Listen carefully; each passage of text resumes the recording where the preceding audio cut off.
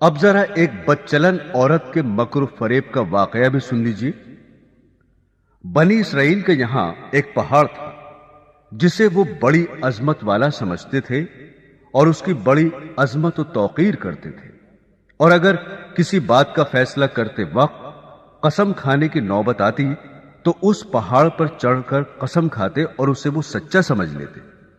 اس شہر میں ایک خوبصورت عورت تھی جس کا ایک نوجوان سے ناجائز تعلق ہو گیا۔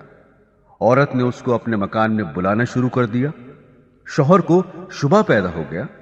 بیوی سے کہا کہ مجھے شبہ ہے کہ میری غیر حاضری میں کوئی تمہارے پاس آتا ہے۔ عورت نے انکار کیا۔ شوہر نے کہا اگر تو سچی ہے تو پہاڑ پر چڑھ کر قسم کھا لے کہ تیرا کسی سے ناجائز تعلق نہیں ہے۔ عورت نے کہا ہاں، میں کل پہاڑ پر چل کر قسم کھانے کو تیار ہوں۔ ادھر اس نے اپنے آشنا سے کسی طرح چھپ کر یہ کہہ دیا کہ کل تم پہاڑ کے نیچے ایک گدھا لے کر کھڑے رہنا، میں اور میرا شوہر پہاڑ پر چڑھنے کے لیے وہاں آئیں گے، اور میں شوہر سے کہوں گی کہ پہاڑ پر چڑھتے ہوئے میں تھک جاؤں گی، اس بہانے تمہارا گدھا کرائے پر لے کر میں اس پر سوار ہو کر پہاڑ پر چڑھوں گی۔ تم گدھے والے کے بھیس میں وہاں موجود رہنا اور گدھے پر مجھے سوار کر کے میرے ساتھ ساتھ چلنا۔ چنانچہ جب دوسرے روز میاں بیوی پہاڑ پر چڑھنے کے لیے گھر سے نکلے اور چلتے چلتے پہاڑ کے پاس پہنچے تو وہاں اس کا آشنا گدھے والے کے بھیس میں گدھا لیے کھڑا ہوا تھا۔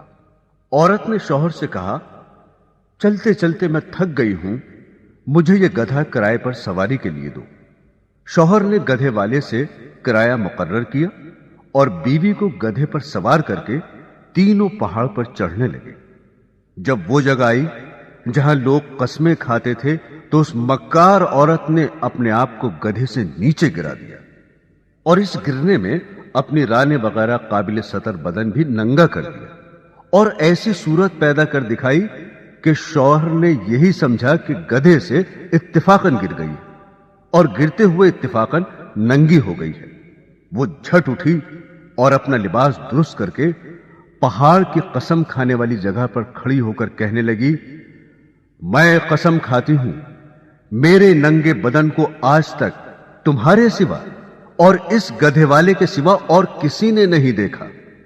شوہر مطمئن ہو گیا کیونکہ اس نے یہ سمجھا کہ اس گدھے والے نے اسے گدھے سے گرتے ہوئے اس کا ننگا بدن اتفاقاً دیکھا۔ تو دیکھا آپ نے، عورت جب مکر و فریب پر آ جائے تو ایسی چالاکیاں دکھا کر شوہر کو بے وقوف بنا دیتی ہے، لیکن یہ پتہ نہیں کہ آج یہ گناہ کسی مکر و فریب سے چھپا بھی لیا اور کسی کو پتہ بھی نہ چلا تو کل قیامت میں یہ بات نہیں چھپے گی، اس لیے کہ اللہ کو سب کچھ معلوم ہے۔